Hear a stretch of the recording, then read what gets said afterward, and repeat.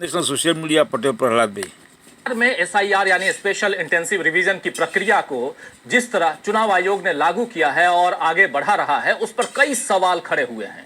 यहां तक कि यह मामला अब सुप्रीम कोर्ट में है, आप जानते हैं, जहां पहली सुनवाई 10 जुलाई को हो चुकी है और दूसरी अहम सुनवाई 28 जुलाई को होनी है। अभी तक विपक्षी दलों ने ही एसआईआर के खिलाफ आवाज उठाई थी, लेकिन अब तो बीजेपी की मुख्य सहयोगी और आंध्र प्रदेश की सत्ता पर काबिज टीडीपी यानी तेलुगु देशम पार्टी ने इस मामले पर चुनाव आयोग को बुरी तरह घेर लिया है और चुनाव आयोग के साथ साथ बीजेपी को यानी अपने सहयोगी दल को भी घेरा है, जिसके बाद अब नीतीश कुमार और उनकी पार्टी के अन्य सदस्यों पर भी दबाव बन गया है कि आखिर वो चुप क्यों हैं। इस गंभीर मसले पर नीतीश की चुप्पी या अघोषित समर्थन से क्या आगामी चुनाव में पार्टी को फायदा मिलेगा, यानी जेडीयू को फायदा मिलेगा, ये सवाल भी सियासी गलियारों में अब पूछे जा रहे हैं। इधर एक खबर बिहार बीजेपी के खेमे से भी आ रही है, जहां एसआईआर की प्रक्रिया के बाद से मतदाताओं के बड़े वर्ग के समर्थन के खोने का डर बीजेपी नेताओं को सता रहा है। ये तमाम खबरें केंद्र की सत्ता पर काबिज नरेंद्र मोदी की परेशानियों को बढ़ा सकती हैं। और उधर नेता प्रतिपक्ष राहुल गांधी को आज लखनऊ के एमपी एमएलए कोर्ट से मानहानि के मामले में जमानत मिल गई। दरअसल मामला 2022 के बयान से जुड़ा हुआ है। राहुल गांधी पर आरोप है कि 2022 में भारत जोड़ो यात्रा के दौरान उन्होंने भारतीय सेना को लेकर एक बयान दिया था, जिसे मानहानि के दायरे में आने वाला और आपत्तिजनक बताया गया। राहुल गांधी ने आज लखनऊ कोर्ट में व्यक्तिगत रूप से सरेंडर किया और उनके वकील ने जमानत याचिका दाखिल की, जिसे अदालत ने स्वीकार किया। अदालत ने राहुल गांधी को 20-20 हजार के मुचलके पर जमानत दी है और जमानत का आदेश दिया और इसके बाद उन्हें रिहा कर दिया गया। लेकिन जब राहुल गांधी जमानत के लिए कोर्ट में मौजूद थे तो न सिर्फ वहां के वकीलों ने उनके साथ सेल्फी ली, बल्कि खुद जज साहब ने भी सेल्फी का आनंद उठाया। इस दौरान कोर्ट रूम में, ये देखिए, ये तस्वीर जज साहब सेल्फी ले रहे हैं। ये तस्वीर देखिए, बहुत इंपॉर्टेंट तस्वीर है, कोर्ट रूम में है, जज साहब खुद सेल्फी ले रहे हैं। और इस दौरान कोर्ट रूम में we are proud of you Rahul, यानी हमें आप पर गर्व है राहुल जी, राहुल गांधी, इसके नारे वकीलों ने लगाए। तमाम, आइए जरा देख लेते हैं, सुन लेते हैं, नारे लगाते हुए भी सुन लीजिए कि कोर्ट रूम में वकील we are proud of you Rahul कह रहे हैं। सुनिए। Rahul sir, we are proud of you sir, we are proud of you sir.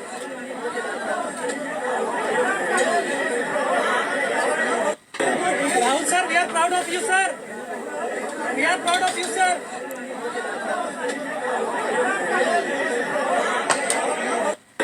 Rahul sir, we are proud of. तो Rahul sir, we are proud of you. और यहाँ पे ये जो तस्वीर ली जा रही है, ये बताया जा रहा है जज साहब नहीं है बल्कि वकील हैं और जो सेल्फी ले रहे हैं। तो माफ़ी चाहूँगा अगर जज बताया गया है तो इसलिए, लेकिन खैर ये दर्शाता है कि डबल इंजन वाला राज्य यूपी अब धीरे धीरे सियासी तौर पर परिवर्तन की तरफ बढ़ रहा है। चलिए अब एक बार फिर बिहार का रुख करते हैं दोस्तों। उत्तर प्रदेश में आज राहुल गांधी लखनऊ में थे, उत्तर प्रदेश की राजधानी, और वहां की तस्वीरें आप देख रहे हैं। लेकिन बिहार का रुख करें अगर, तो बिहार में एसआईआर ने धूम मचाया हुआ है। धूम किस लिए? वहां के बल्ले बल्ले नहीं है, धूम इसलिए क्योंकि चुनाव आयोग ऐसा चाहता है, तो चुनाव आयोग के लिए बल्ले बल्ले है। लेकिन कितने दिनों तक एसआईआर बिहार में हो रहा है और परेशानी बीजेपी के सहयोगियों को हो रही है, यानी परेशान बीजेपी की सहयोगी खासकर टीडीपी हो रही है, जो मूल रूप से आंध्र प्रदेश की पार्टी है। और टीडीपी यानी चंद्रबाबू नायडू के परेशान होने का मतलब है कि आने वाले दिनों में पीएम की कुर्सी पर बैठे नरेंद्र मोदी की परेशानियां बढ़ेंगी।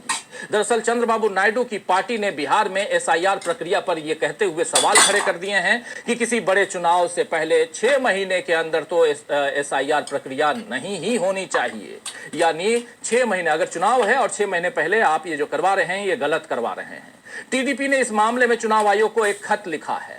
इस खत में टीडीपी ने साफ साफ कहा है कि विशेष गहन पुनरीक्षण यानी एसआईआर की प्रक्रिया को लेकर जनता में भ्रम की स्थिति है। कई लोग इसे नागरिकता की जांच से जोड़ रहे हैं, जो गलत धारणा बना रही है। हम मांग करते हैं कि चुनाव आयोग इस प्रक्रिया का दायरा साफ करे और यह सुनिश्चित करे कि एसआईआर केवल मतदाता सूची को ठीक करने तक सीमित रहे, न कि नागरिकता सत्यापन से जुड़े मामले से।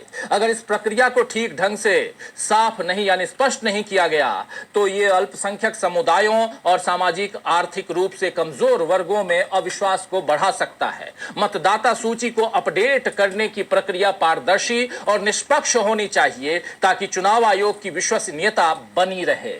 ये बात यहां कह रहा है टीडीपी यानी तेलुगु देशम पार्टी की ये बात है। और तेलुगु देशम पार्टी जो बात कह रही है ये बहुत इंपॉर्टेंट है। और सबसे आखिर में कि मतदाता सूची में जो पुनरीक्षण का जो काम चल रहा है वो पारदर्शी और निष्पक्ष होना चाहिए ताकि चुनाव आयोग की विश्वसनीयता बनी रहे।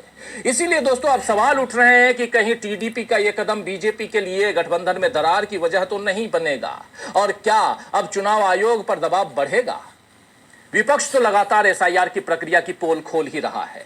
आज ही तेजस्वी यादव ने एक ट्वीट करते हुए बताया है कि कैसे एसआईआर के दौरान रिश्वत मांगे जा रहे हैं। ट्वीट में तेजस्वी यादव ने लिखा है कि अब बिहार में आपका वोट जोड़ने के लिए भी रिश्वत मांगी जा रही है। एक वोट जोड़ने का 40 रुपए। ये देखिए ट्वीट, एक वोट जोड़ने का 40 रुपए। 20 वर्षों की एनडीए सरकार में इतना भ्रष्टाचार व्याप्त है कि बिना 500 रुपए लिए तो अधिकारी कर्मचारी अपना प्रणाम भी स्वीकार नहीं करेंगे, आपका प्रणाम भी स्वीकार नहीं करेंगे। देखिए इतना भ्रष्टाचार व्याप्त है कि बिना 500 रुपए लिए तो अधिकारी और कर्मचारी आपका प्रणाम भी स्वीकार नहीं करेंगे। काम तो भूल ही जाएं।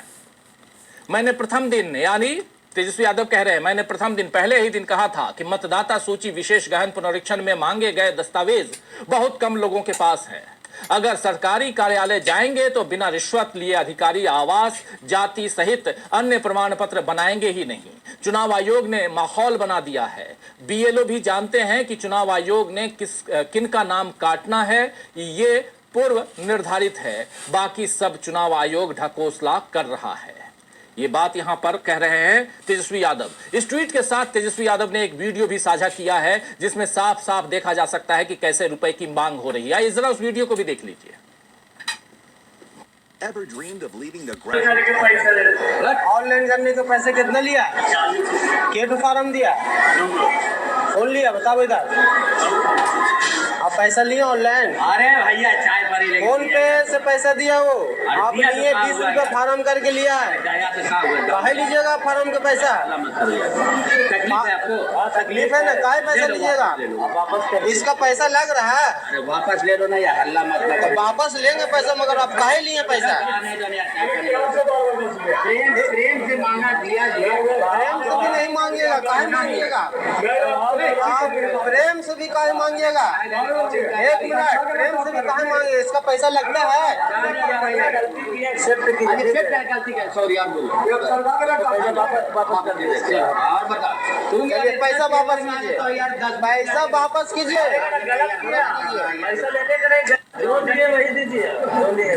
आप ऑनलाइन करने को बोल रहे हैं, खुशी को बोल रहे हैं। खुशी से लगता है अब ना वापस तो सुन रहे थे आप, पैसे वापस भी ले लिए, यानी पैसा लिए थे 40 रुपए वो वापस कर दिए। 2 फॉर्म के 40-40 80 रुपए लिए होंगे, 40 रुपए एक फॉर्म के, और कह रहे हैं प्रेम से दिया था। ये पूरा का पूरा वीडियो आपने देख लिया। इस वीडियो के जरिए आप समझ सकते हैं कि बीएलओ कैसे पैसे मांग रहे हैं। तो कुल मिलाकर एक तरफ जहां विपक्ष पोल खोल रहा है तो दूसरी तरफ एनडीए के सहयोगी अब डरे हुए नजर आ रहे हैं। और यहां तक कि भाजपा की बिहार इकाई भी अब मतदाताओं को पार्टी से दूर जाते हुए महसूस कर रही है। इन सबके बीच क्या मोदी अपनी रणनीति बदलेंगे? क्या नीतीश और नायडू मोदी पर दबाव बढ़ाएंगे? ये तमाम सवाल, इन सवालों को आगे बढ़ाते हैं, हमारे तमाम साथियों के बीच ले चलते हैं, हमारे पैनलिस्ट साथियों के बीच ले चलते हैं और इन सवालों का जवाब ढूंढने की कोशिश करते हैं। नीतीश बाबू भी पिछले 24 घंटे से दिखाई नहीं दे रहे हैं। क्या नीतीश बाबू नाराज हैं? चंद्रबाबू नाराज दिखाई दे रहे हैं क्योंकि वो चिट्ठी लिख चुके हैं। बिहार में क्या मजाक बन गया है एसआईआर? वोट बंदी की बात यहां हो रही है और वोट बंदी यानी एसआईआर, साफ साफ वोट बंदी। ये वोट बंदी आखिर है क्या? वोट बंदी पर कैसे बुरे फंसे हैं नरेंद्र मोदी? चलिए हमारे तमाम साथियों को स्क्रीन पर ले आइए और चर्चा को आगे बढ़ाते हैं जरा जल्दी से। और देखिए इस वक्त 3 वरिष्ठ साथी जुड़े हुए हैं हमारे साथ। अमलेंदु उपाध्याय जी हैं, प्रशांत टंडन जी हैं, अनिल सिन्हा जी हैं। आप तीनों का स्वागत इस्तकबाल है। स्वागत इस्तकबाल अब तमाम दोस्त साथी शुभचिंतक आप सबका जो अब तक जुड़ चुके हैं उनका भी, जो जुड़ने वाले हैं उनका भी। सीधा आना चाहता हूं प्रशांत जी आपके पास। प्रशांत जी कैसे देखा जाए टीडीपी को, टीडीपी का हाल? इस बीच जुड़ गए हैं सीधे उधर बिहार से। प्रशांत जी आपको रोकना चाहूंगा, जरा चलते हैं बिहार और फराह शाकिब जी हमारे साथ जुड़े हुए हैं, उनके पास चलते हैं, फिर प्रशांत जी आपके पास आता हूं। शाकिब जी सीधे आपके पास ही चल जो रहा है बिहार में, उसमें अभी आपने तस्वीर देखी होगी, एक वीडियो तेजस्वी यादव ने शेयर किया है, उन्हीं से सौजन्य उस वीडियो को हमने दिखाया है। वीडियो को किसने बनाया हम इसकी तहकीकात करने नहीं गए हैं, क्योंकि ये एक नेता प्रतिपक्ष बिहार के विधानसभा का और पूर्व उप मुख्यमंत्री ने इस वीडियो को डाला है अपने ट्विटर पे, तो वीडियो सही ही होगा, इसलिए इसकी तहकीकात किए बिना हम आप तक पहुंचा रहे हैं और पहुंचाया हमने। और उसमें सौजन्य हमने लिखा भी है, सोर्स तेजस्वी यादव का ट्विटर हैंडल। लेकिन खुले तौर पे जरा आपसे, शाकिब जी हमारे साथ हैं, वीडियो उनका चला गया है, आते हैं, चलिए शाकिब जी ठीक से जुड़ते हैं तो उनके पास आते हैं। लेकिन प्रशांत जी, सवाल यहां पर 40 रुपए का नहीं है, सवाल रिश्वत का है, सवाल घपले का है, सवाल जो है वो और भी बहुत सारी चीजों का। देखिए फिर से शाकिब जी आ गए, फिर से शाकिब जी चलिए आपके पास ही, चल क्या रहा है वहां पे, और टीडीपी की चिट्ठी क्या मायने रखती है बिहार में एसआईआर को पारदर्शी तरीके से करने, और 6 महीने के अंदर जहां पे चुनाव है वहां एसआईआर न कराने की सलाह दी है टीडीपी ने, कैसे देखा जाए? राजीव भाई, सभी पैनलिस्टों को मेरा नमस्कार। सबसे पहले जो वीडियो आपने चलाया वो संभवतः गया का वीडियो है, और इसकी खबर कल ही आई थी कि फॉर्म अपलोड करने के पैसे मांगे जा रहे हैं। और ये देखिए वीडियो, ये बीएलओ साहब हैं, ये बहुत छोटी मछली है सर। इनसे ऊपर का खेल अभी और चलेगा, जब मतदाता वो दावा आपत्ति वाला मामला आएगा वहां चलेगा सेवा शुल्क जी। तो और इससे अगर आप बाहर भी निकल जाए बहुत ज्यादा, मुझे लगता है कि अजीत अंजुम सर ने जो रिपोर्टिंग किया है आप उसको पूरे बिहार के प्रोस्पेक्टिव में देख सकते हैं। पूरे बिहार के प्रोस्पेक्टिव में यही हालत है। मुझे लगता है कि मैं अकेला व्यक्ति होऊंगा जिसके बीएलओ ने फॉर्म की 2 प्रतियां मुझे दी थी, और मैंने जब उनको जमा किया तो उन्होंने रिसीविंग दी। बाकी मुझे लगता है मुझे खुद आज तक कोई व्यक्ति नहीं मिला जिसने कहा हो कि बीएलओ कोई रिसीविंग दे रहा है। तो ये जो आंकड़े जारी हो रहे हैं, फॉर्म अपलोडिंग के आंकड़े जारी हो रहे हैं कि इतने फॉर्म हो गए, इतना आंकड़ा हो गया, इतने परसेंटेज फॉर्म हमने जमा कर दिए, इतना डेटा कलेक्ट हो गया, ये कैसे हो रहा है? चुनाव आयोग ने अभी तक कोई आंकड़ा जारी नहीं किया है कि कितने परसेंट फॉर्म डॉक्यूमेंट के साथ आए हैं, कितने विदाउट डॉक्यूमेंट आए हैं, कितने सिर्फ फॉर्म जमा लिए गए हैं, कितनों को बाद में फॉर्म जमा करने के लिए बोला जाएगा। ये तमाम जो प्रक्रिया चल रही है, इसमें चुनाव आयोग ने खुद इतनी भ्रम की स्थिति पैदा की है अपने प्रेस रिलीज से, अपने विज्ञप्तियों से, अपने विज्ञापनों से कि जी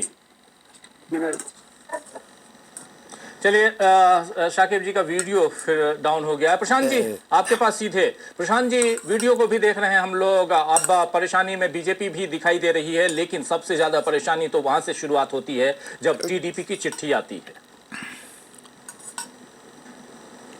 टीडीपी की चिट्ठी इसलिए आई है क्योंकि बिहार के बाद अब ये एक्सरसाइज, ये जो वोटबंदी है, ये बाकी प्रदेशों में भी जाएगी, और बहुत साफ तरीके से समझा जा सकता है कि बीजेपी के एलाइज भी ये जानते हैं कि इसमें बीजेपी क्या कर रही है चुनाव आयोग के मार्फत।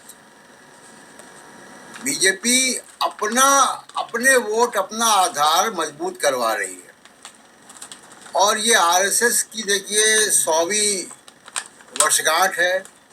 संविधान को ये लगातार चुनौती देते हैं, और संविधान की किस बात को चुनौती देते हैं? बराबरी के अधिकार को। बराबरी के अधिकार की सबसे बड़ी कसौटी, सबसे बड़ा साक्ष्य सबूत भारत के संविधान ने वोट देने का अधिकार को दिया, जो इम्प्लीमेंट हुआ। शिक्षा का अधिकार इम्प्लीमेंट नहीं हो पाया ठीक ढंग से, जमीनों के बंटवारे का, संसाधनों का अधिकार नहीं हो पाया, लेकिन मतदान का अधिकार बराबरी से हो गया। अंबानी जी को भी एक ही वोट है, मोदी साहब का भी एक ही वोट है, और बेगूसराय में रहने वाले किसी व्यक्ति का भी एक ही वोट है जी। ये जो बराबरी का अधिकार है, ये परेशान करता है। ये नए प्रकार से अब जो है मनुस्मृति को लागू करने का नया तरीका है। कि जो वंचित समाज के लोग हैं उनको वोट देने से ही वंचित कर दो, उनको इस काबिल मत रखो कि वो अपने पसंद की सरकार चुन पाए। तो रहेंगे थोड़े बहुत, ऐसा नहीं कि सबको उड़ा देंगे, लेकिन इतनी संख्या ये कम कर देंगे कि उनके मत का कोई मतलब नहीं रह जाएगा। पूरी साजिश ये दिखाई देती है और इस साजिश को चंद्रबाबू नायडू पहचान रहे हैं कि केवल बिहार में नहीं होगा वो। और चर्चा के शुरुआत में देखिए, जब ये यहाँ पे जब ये नोटबंदी आ रही तभी हमने कहा था कि इससे नीतीश कुमार को भी नुकसान होगा, भले भी समर्थन कर रहे हो। तो चंद्रबाबू नायडू समझ गए हैं कि उनके वोटों को भी, उनके जो मतदाता हैं उनको भी हटाया जाएगा। बीजेपी अब आंध्र प्रदेश में भी करेगी ये काम, इसलिए वो समझ रहे हैं इस बात को। उन्होंने चिट्ठी लिखी है, उनका बिहार से कम वास्ता है, उनको उनकी फिक्र, उनकी चिंता अपने राज्य से ज्यादा है। My work is easy because दूसरी बात, जिस तरीके से एक्सरसाइज अभी चल रही है, जो रिपोर्टें आई हैं, जो वीडियो रिपोर्ट्स आई हैं, वो साफ दिखा रही कि जो हम लोगों का अंदेशा था शुरू से वैसे ही चल रहा है। और बड़े पैमाने पर लगभग 2 करोड़ मतदाता इसमें से वंचित रह जाएंगे, ऐसा दिखाई दे रहा है। अभी रिपोर्ट आ रही कि 10-11% लोग तो वंचित रह जाएंगे, जो बिहार के बाहर रहने वाले लोग हैं वो वंचित रह जाएंगे। अब जो बात विदेशी नागरिक की बार बार सूत्रों के हवाले से आ रही है, जिसको तेजस्वी यादव ने बहुत बढ़िया तरीके से परिभाषित कर दिया है, ये सूत्र क्या है, तो वो सूत्रों के हवाले से खबरें आ रही विदेशी नागरिकों की। मैंने कल भी कहा था, फिर कह रहा हूँ, रिपीट कर रहा हूँ कि इलेक्शन कमीशन को कभी भी विदेशी नागरिकों की पहचान करके कोई विज्ञप्ति, कोई बयान नाम समेत नहीं दिया है। और बिहार में भी मेरी चुनौती है इलेक्शन कमीशन को कि कम से कम कुछ, अगर आप सूत्रों के हवाले से आ रहा है कि बड़े पैमाने पर बांग्लादेशी है, बड़े पैमाने पर नेपाल के लोग हैं, तो बताए इलेक्शन कमीशन। अब तक तो 15 दिन से ऊपर हो गया, 15 दिन हो गए, इलेक्शन कमीशन बताए वो 10 नाम, वो 5 नाम कौन है जो विदेशी नागरिक हैं वहाँ पे, उनके नाम फोटो के साथ, तो वो बता नहीं पाएंगे। तो पूरा जो ये छद्म है, ये पूरा जो पर्दा डाला गया है, वो इसीलिए डाला गया है कि किसी तरीके से जो है तमाम सारे वंचित समाज को मतदाता सूची से बाहर निकाला जाए। और बहुत अफसोस की बात है कि देखिए, जब गरीब आदमी अपनी लड़ाई लड़ता है तो उसका साथ देने कोई नहीं आता, उसका साथ न संवैधानिक संस्थाएं देती हैं, न सुप्रीम कोर्ट देता है उस ढंग से जिस ढंग से देना चाहिए था, न जो है मीडिया करता है। आप देखिए जो गोदी मीडिया वो क्या कर रहा है, सरकार के पक्ष में खड़ा। और जो राजनीतिक जो नए अभी आए हैं, प्रशांत किशोर, वो कहाँ खड़े हैं? बीजेपी का कोई बयान क्यों नहीं आता है? बीजेपी किसी नेता को परेशानी हुई है, उनके अपने सीट पे कुछ हुआ होगा, लेकिन बीजेपी का आधिकारिक बयान तो नहीं आया इसको लेकर। तो इसलिए ये पूरा जो ढोंग रचा जा रहा है वो इसीलिए रचा जा रहा है कि माइनॉरिटीज़ के और वंचित समाज के लोगों को इस लायकी मत छोड़ो कि वो अपनी सरकार भी चुन पाए। और ये बिहार एक एक्सपेरिमेंट है, ये एक्सपेरिमेंट बाकी राज्यों में भी जाएगा। ये है 21st सेंचुरी की मनुस्मृति। जो काम इमरजेंसी में भी नहीं हुआ था वो मोदी जी करवा रहे हैं।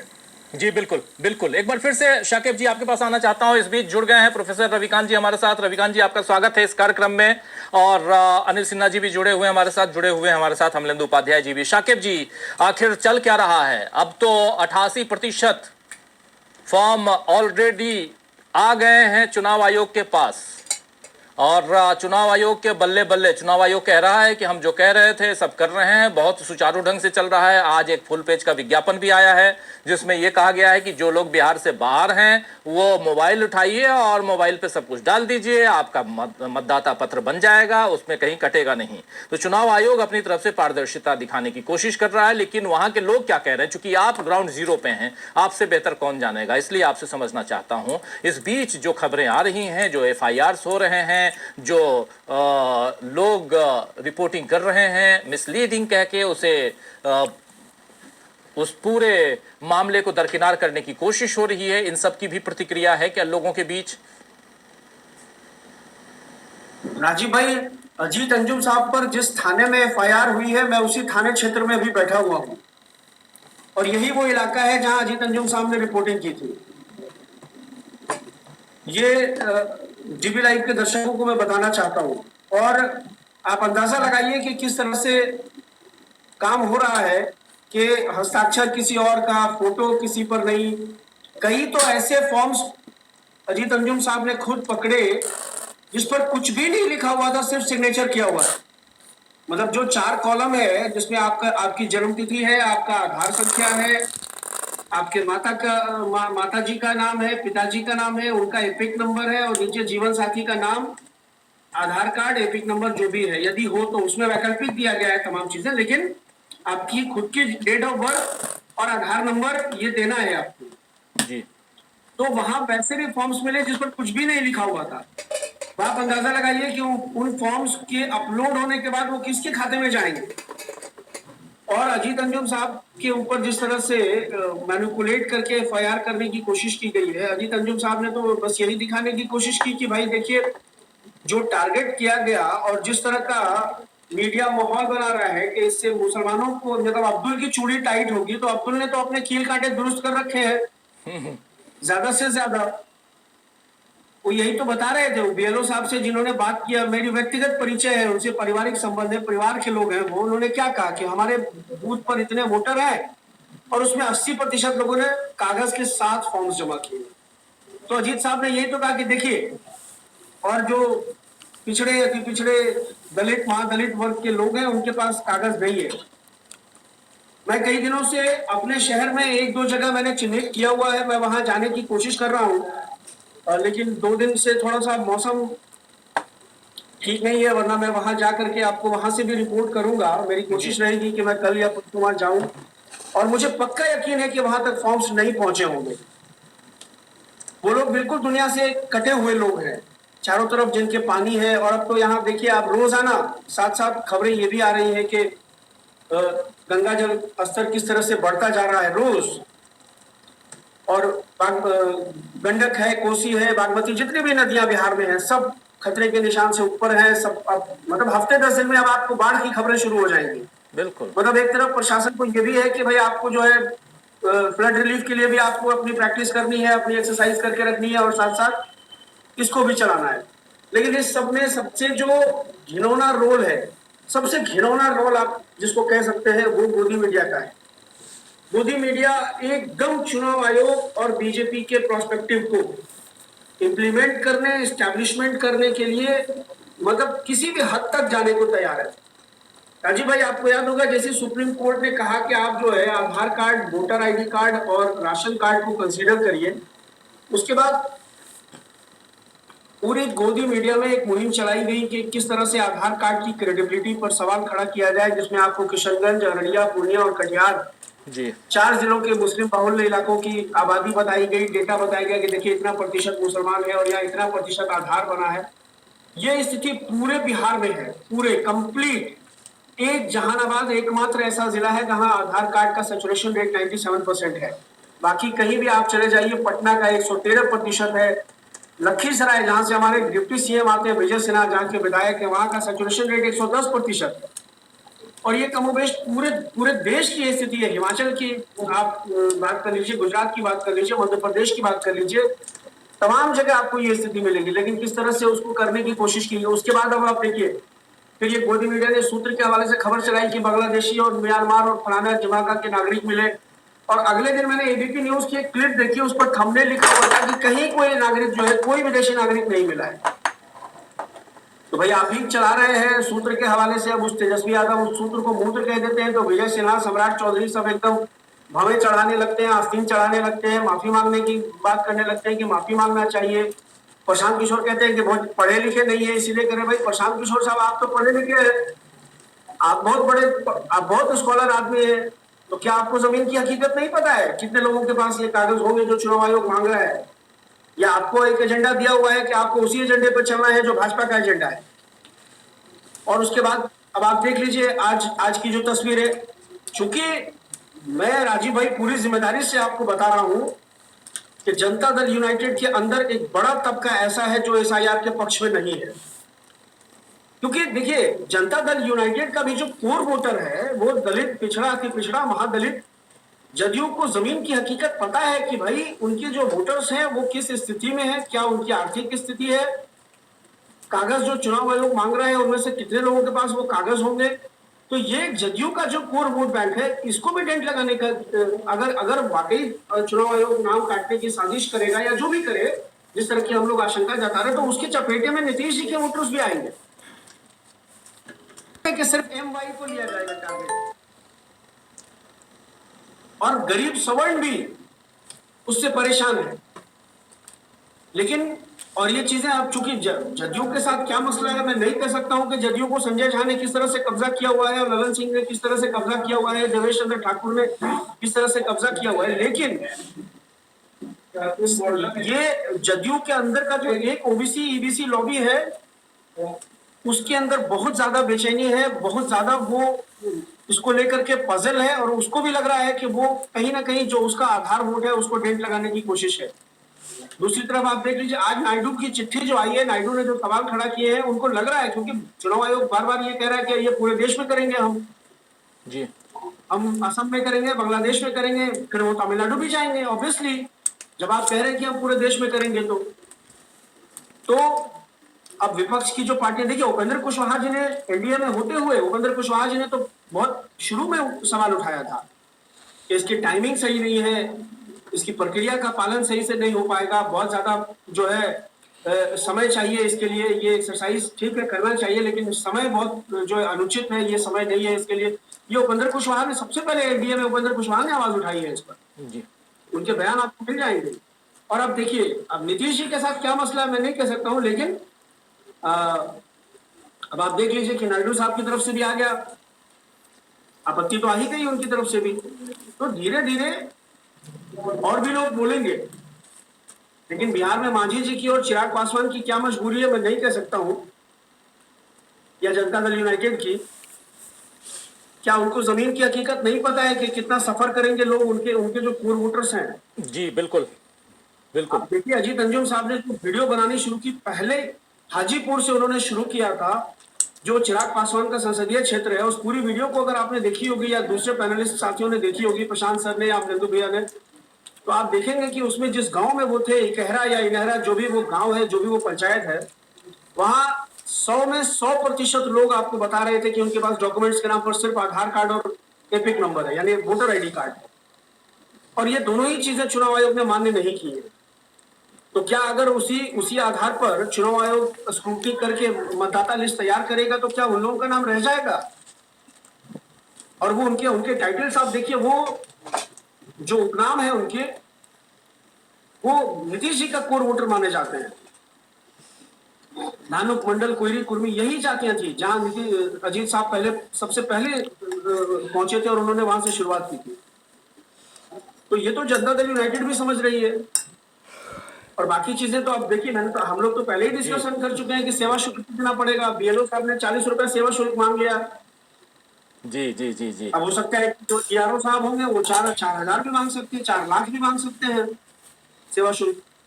भाई आप 4 लाख दीजिए तो हम जोड़ देंगे आपका नाम।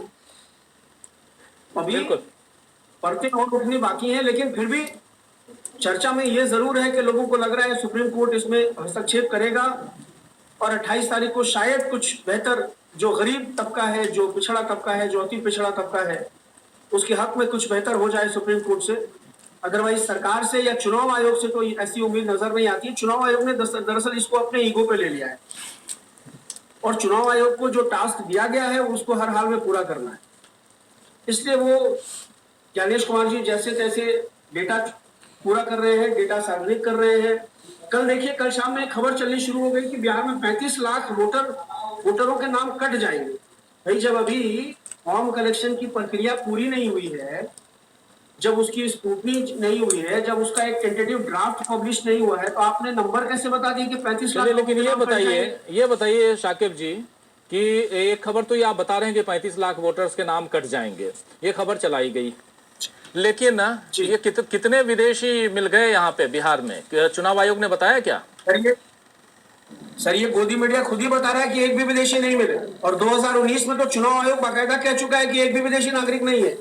तो क्या ये 5 साल के अंदर में इतने विदेशी नागरिक हो गए? 2019 में जब कोई विदेशी नागरिक नहीं थे और उसके बाद हुए, तो ये 2024 वाला लोकसभा चुनाव करके जो 400 पार का नारा था 240 पे रोका है देश वालों ने, पहले इसको कैंसिल कराइए, फिर से लोकसभा चुनाव ही करा लीजिए बिहार विधानसभा चुनाव को रोक करके। विदेशियों से वोट दिलवाते हैं और सत्ता पर काबिज होते हैं, तो ये सरकार किसकी है? देखिए, आपने अपने देश में यूनाइटेड और भाजपा और जदयू को 20 सीटें दे जाए तो बहुत अच्छा है, और जहां हवा आपको दिखाई दे कि महागठबंधन के पक्ष में, तो आप वहां कह दीजिए कि वो विदेशी है। जी नहीं, सवाल तो ये है कि आखिर ये खबरें चला कौन रहा है? हम तो विज्ञप्ति खोजते हैं चुनाव आयोग की। चुनाव आयोग की अभी एक विज्ञप्ति आ गई, आपसे चर्चा हो रही है, आप अपनी बात रख रहे हैं। एक विज्ञप्ति आई, 86.32% जो है फॉर्म्स जमा हो गए हैं। 86.32% ये होता है 6,81,67,861 6,81,67,861 फॉर्म, यानी 86.32% फॉर्म जमा हो गए, कलेक्ट हो गए हैं। 90% एंटायर एरिया जितने भी हैं 7,90,00,000 में से 90%, 90.84 यानी 91% को कवर कर लिया गया है, ये बता रहा है चुनाव आयोग। अब सिर्फ 9.16% जो है वही बचा है, और आने वाला अभी 10 दिन का समय बाकी है। चुनाव आयोग कह रहा 10 दिन, मात्र 10 दिन बहुत है, और मात्र 9.14% ही अब फॉर्म और कलेक्ट करने हैं। देख लीजिए, बल्ले बल्ले है। तो खबरें आ रही हैं जी। राजीव भाई, चुनाव आयोग ने इसका डेटा दिया कि कितना परसेंट फॉर्म जो है उनके द्वारा जो दस्तावेज मांगे गए हैं, नहीं, उन दस्तावेजों के साथ जमा किए गए हैं? कितना प्रतिशत फॉर्म बिना दस्तावेज के जमा किए गए हैं? क्या ये ऐसा सब कुछ कोई नहीं डेटा है। चुनाव आयोग ने 6 करोड़ 20 लाख एमुनरेशन फॉर्म जो हैं वो अपलोड कर दिए गए हैं ECI नेट पे, ये बता रहा है चुनाव आयोग। 6 करोड़ 20 लाख जमा किए गए हैं, कलेक्ट किए गए 6 करोड़ 82 लाख, यानी 6 करोड़ 81,67,861, जिसमें से 6 करोड़ 20 लाख जो है वो वेबसाइट पे अपलोड कर दिए गए, ये बता रहा है। लेकिन इसमें से कितने फॉर्म जो हैं वो उसके साथ पूरे डाटा हैं, ये नहीं बता रहा है। BLO 1.5 lakh BLA appointed by all political parties, ये BLOs are being supported by their, ये सब बता रहे हैं। लेकिन ये एक लंबा इनका पूरा का पूरा, लेकिन इसमें जो आंकड़े हैं वो हम आप तक रख रहे हैं। 6 करोड़ 20 लाख ये रखा गया है। अनिल जी, आपके पास आना चाहता हूं जल्दी से। अनिल जी, बहुत इंपॉर्टेंट चर्चा, और बिहार से लेकर आंध्र प्रदेश तक बहुत अच्छी तरह से आप जानते हैं, TDP को भी, और बिहार के खुद आप हैं, तो आपसे बेहतर और कौन जानेगा। जरा आपसे भी समझना चाहता हूं कि जो कुछ बिहार में हो रहा है, बिहार की जो सामाजिक आर्थिक परिस्थितियां हैं,